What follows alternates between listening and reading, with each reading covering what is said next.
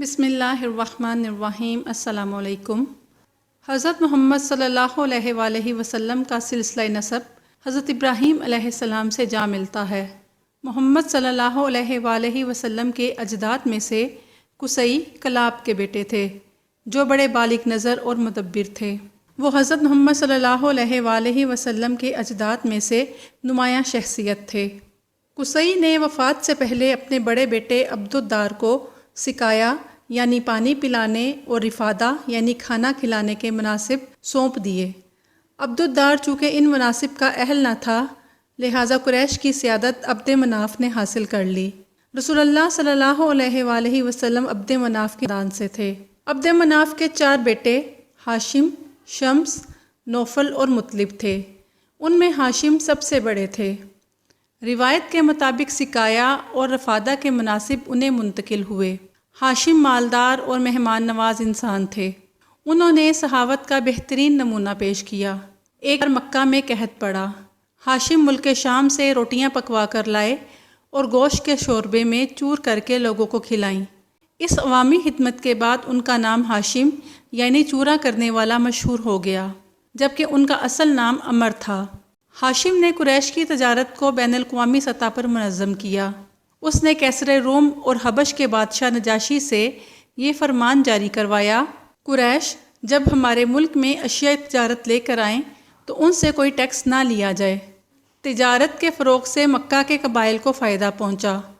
ہاشم ایک بار تجارت کے لیے ملک شام گئے۔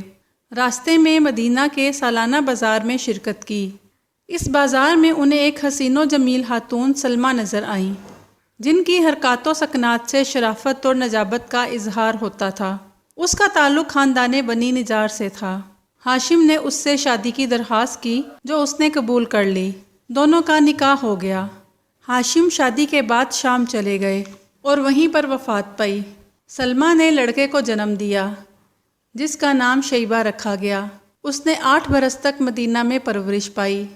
ہاشم کے بھائی مطلب کو جب یہ حالات معلوم ہوئے تو وہ سلمہ کی اجازت سے شیبہ کو مدینہ سے مکہ لے آئے۔ شیبہ کی پرورش اور تربیت مطلب نے کی، لہٰذا اس کا نام عبد المطلب مشہور ہو گیا۔ ہاشم کے بعد ان کا بیٹا عبد المطلب ان کے مناصب کا وارث بنا۔ مطلب کی وفات کے بعد ان کے بھائی نوفل نے اپنے بھتیجے عبد المطلب کی جائیداد پر قبضہ کر لیا۔ عبد المطلب نے قریش کے بڑے لوگوں سے کہا کہ ان کی موروثی جائیداد واپس دلائی جائے، مگر کوئی نوفل کے مقابلے میں آنے کے لیے تیار نہ ہوا۔ عبد المطلب نے مایوس ہو کر مدینہ میں اپنے ماموں ابو سعید کو خط لکھا اور مدد کی درخواست کی۔ ابو سعید اپنے قبیلے کے 80 مسلح آدمی لے کر مکہ آیا۔ نوفل حرم کے پاس قریش کے سرداروں کی محفل میں بیٹھا تھا۔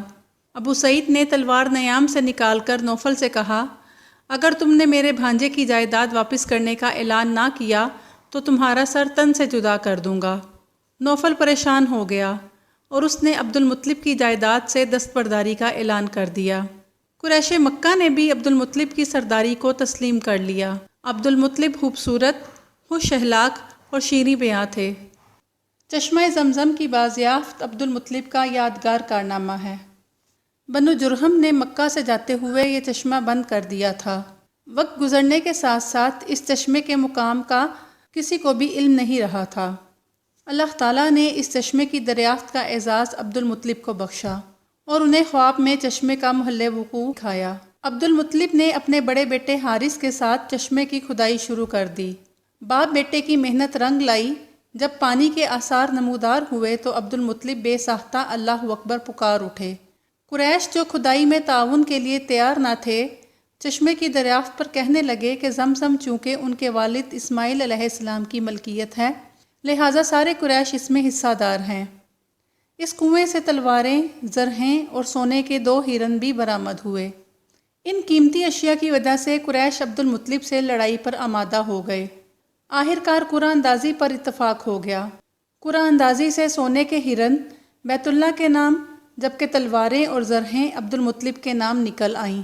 عبد المطلب نے سونے کے ہرن بیت اللہ کے دروازے کی سجاوٹ پر لگا دیے اور زمزم سب قریش والوں کے لیے کھول دیا۔ نیز قریش نے حاجیوں کو پانی پلانے کا حق عبد المطلب کا تسلیم کر لیا۔ عبد المطلب ہر سال ماہ رمضان میں غار ہرا میں خلوت نشین رہتے اور خدا کی عبادت کرتے۔ وہ مسکینوں کو کھانا کھلاتے اور غریبوں کی مدد کرتے۔ اپنی اولاد کو ظلم اور سرکشی سے روکتے۔ قحط کی صورت میں لوگ عبد المطلب سے بارش کی دعا کرواتے جو قبول ہوتی۔ عبد المطلب کے 10 بیٹے اور 6 بیٹیاں تھیں۔ عبداللہ ان کے سب سے چھوٹے بیٹے تھے جو کہ محمد صلی اللہ علیہ وآلہ وسلم کے والد محترم تھے۔ حضرت عبداللہ قریش میں ایک تابندہ نور تھے اور سب سے زیادہ خوبصورت تھے۔ انہیں مکہ کا چاند کہا جاتا تھا۔ آپ تمام اہل مکہ کے ہر دل عزیز تھے۔ اسی امید کے ساتھ اجازت دیجیے کہ آپ کو ہماری ویڈیو پسند آئی ہوگی۔ اللہ رب العزت آپ کا حامی و ناصر ہو۔ اللہ حافظ۔